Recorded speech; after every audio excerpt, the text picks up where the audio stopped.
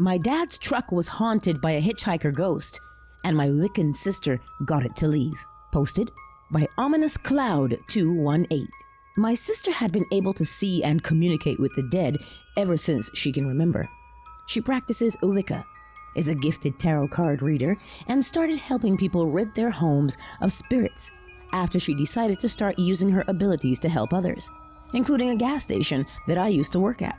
My dad has always been a skeptic and truly believed my sister had a mental disorder causing her to have hallucinations. That is, up until the day his truck became home to an unwanted spirit. One evening, my dad was working late, well after dark.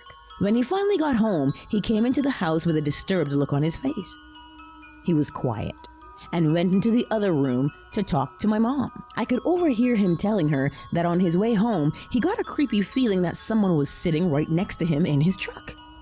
He said that all of a sudden, his airbag light turned on for the front passenger seat. That light only turns on if somebody is sitting in the seat because it detects if there's weight on the seat. He told himself that it was probably some electrical issue, until he could actually see the outline of a dark figure sitting there out of the corner of his eye. Whenever he'd look over, it would be gone.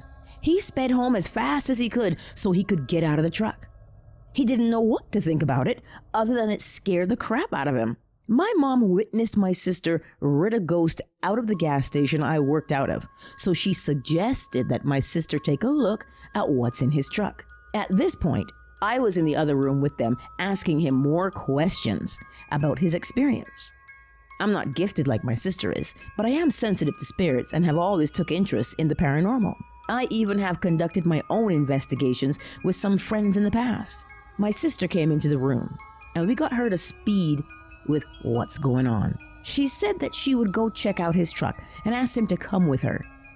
What I experienced next still gives me the chills to this day. We went outside to his truck, and my sister climbed into the driver's seat. She was silent and looked over to the passenger seat. She said, "It's still in here." She turned the truck on, and the passenger airbag light turned on again like it did for our dad. I need to make a quick note that this was in the dead of winter in Minnesota, so it was crazy cold out and we could see our breath when we exhaled. She turned to the passenger seat and blew out a breath of air. I witnessed her breath flow forward and then float around what had to have been a solid figure in the seat, but nothing was visibly there. Chills. She turned to me and said that we need to get it out of there ASAP for Dad's safety. We went back into the house, and she explained to our dad what it was. She said this type of spirit is known as a hitchhiker. She said that they are generally malevolent spirits that, just like a hitchhiker, jumps into random cars driving down the road. She said that these can be dangerous though, because they can do things like make your brakes go out in your car so that you'll crash or do other things with your vehicle to ensure that you get injured or even die.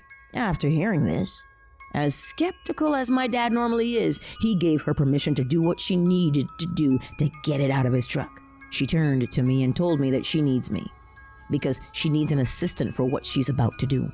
She gathered some items from her room and we went outside. She performed some sort of a ritual outside of his truck and had me join her.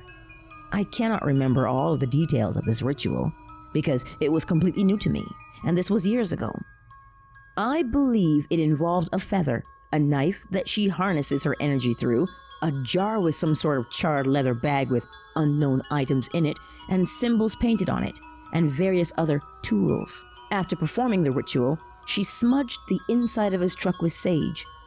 She turned the truck on, and the airbag light was still on like someone was sitting there.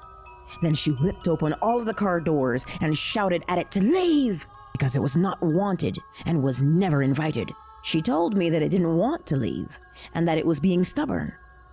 After some time of her shouting at it and doing something else with her tools in his truck, she took a deep breath and told me that it finally left. Sure enough, the airbag light turned off in the truck. We went inside and she told my dad that she was able to get it to leave.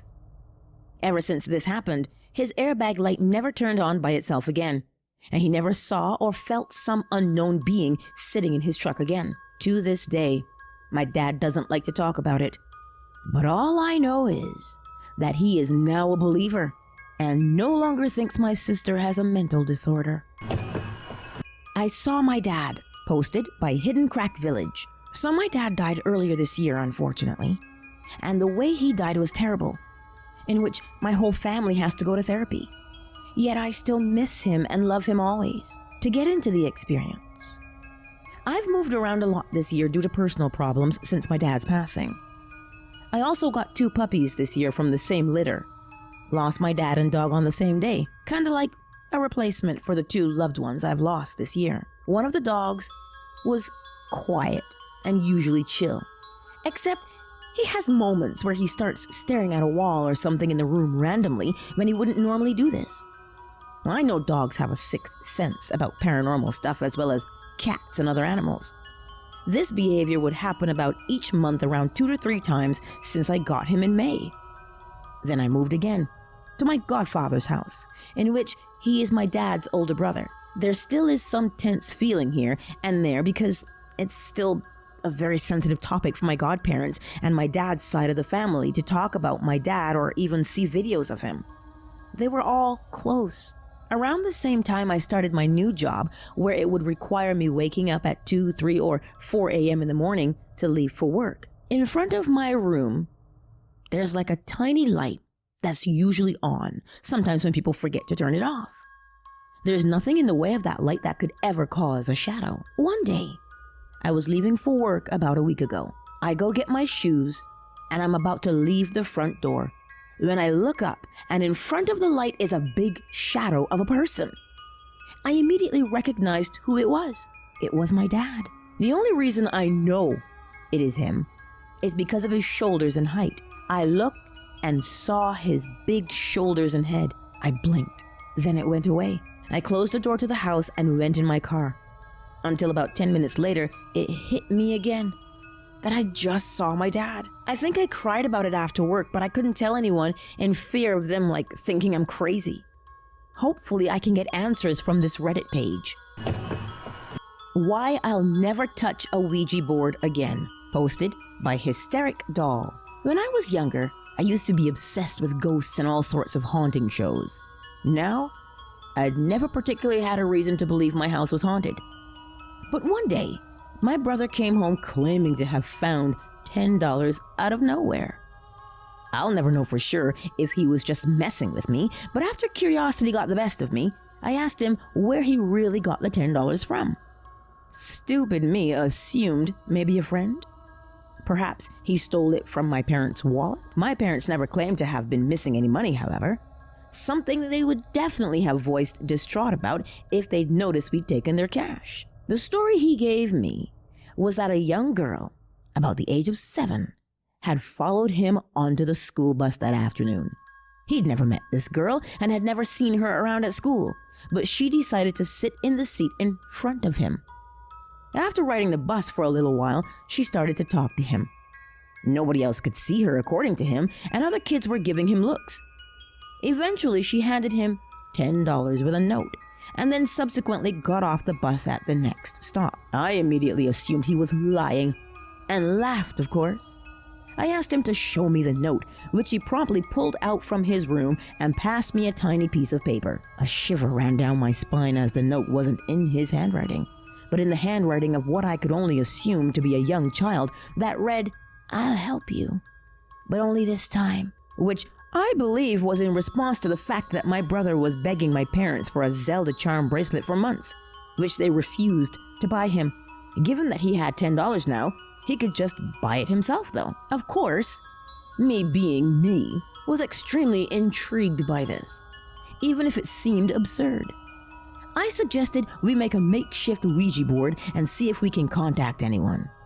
So we wrote the alphabet on a piece of paper and grabbed a necklace to hover above the DIY board. My brother was interested too, so he decided it could be fun. Mind you, I was in 6th grade and he was in 4th at the time, so any sort of movement from the necklace caught our attention and we immediately thought it was a ghost. After asking a few questions, the necklace began to move and shake.